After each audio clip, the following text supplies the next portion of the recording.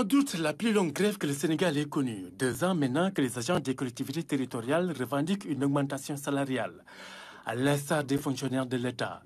Le gouvernement, après avoir effectué une analyse technique de la situation, fait le point. Qu'aujourd'hui, les municipalités, ayant une liberté de recrutement et une liberté dans la gestion, ont recruté quasiment 16 000 personnes, pour la plupart des contractuels. Pour la tutelle, la loi de 2011, base des revendications des agents des collectivités territoriales, prévoit l'application d'une revalorisation salariale aux seuls fonctionnaires de la municipalité, ce qui n'est pas le cas de la plupart des agents selon l'autorité. Les prestataires, les salariés recrutés par les maires, sans qu'il y ait information au niveau central, au niveau de la fonction publique, ces gens-là ne peuvent pas être considérés comme étant des fonctionnaires.